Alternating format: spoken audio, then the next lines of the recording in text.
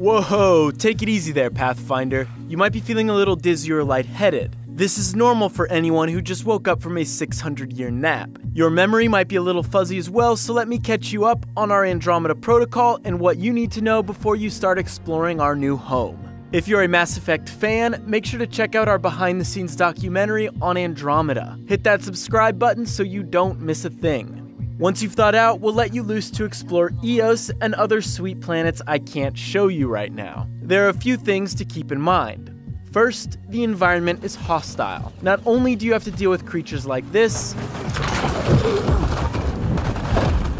but you also have to worry about weather and radiation. Eos has a radiation problem. If you wander too far from a safe area or the Nomad, you'll get fried. Based on what we've played, it seems like these environmental issues clear up as you progress through the story, but there are some hazards that your Nomad won't even protect you from.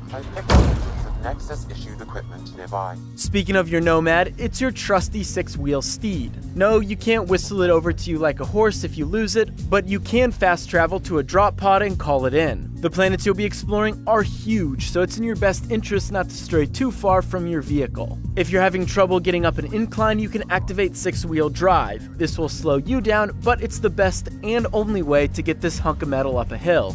And never forget, if you're in a hurry to get back to the Tempest, you can hold down Y, triangle, or T, and you'll load right back into your ship. Ascent is go. Leaving Atmo. All clear.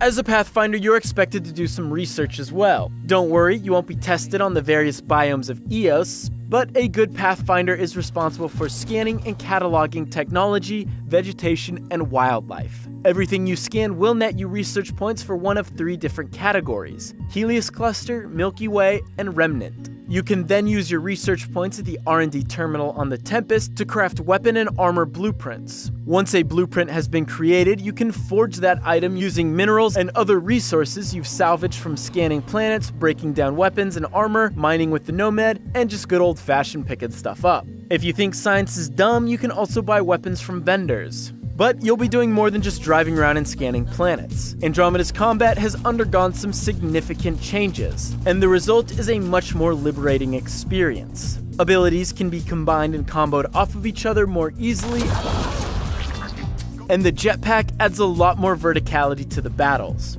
Unfortunately, the tactical commands from the original trilogy are gone. You can still tell your squad to go here or regroup, but you can't access their powers. This means the experimentation is largely up to you. There are 3 different types of abilities: Tech, Combat, and Biotic. Personally, I stick with Biotic abilities, but I wouldn't ignore Tech or Combat. If you like to carry more than 2 guns at a time, invest in the Combat Fitness skill tree. A basic biotic combo is pull and throw. Hold down your pull ability, and once you've pulled them up close, use throw, and you'll send them off to the next galaxy. Keep in mind you can only have 3 abilities mapped at a time, but Andromeda does have something called favorites. Once you've assigned 3 powers you like together, you can favorite it. Now hold the weapon select button and you can swap between different power sets. This may not be super useful early on, but later it comes in handy. And remember, if you aren't happy with the abilities you've invested in, you can always head on over to the medical bay in the Tempest where you can respec for a small fee. But with powers like these, why would you? Andromeda also introduces a contextual cover system. To be honest, it's not great, but make sure you know how to swap shoulders while in cover, otherwise you're gonna have a bad time. Luckily though, movement and verticality plays a much bigger role. The recharge time for your jump and dash are very short, so it's in your best interest to keep moving. And if you aim while in the air, you can hover and take shots at your enemies from above.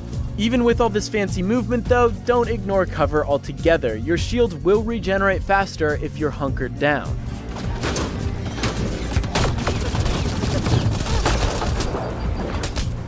Congratulations, Pathfinder, you're ready to explore the next frontier. As you research and trailblaze the Helios Cluster, you'll learn a lot more tips and tricks. Leave those findings and discoveries in the comments below to help out your fellow Pathfinders. For more on Mass Effect Andromeda, make sure to subscribe, and as always, thanks for watching.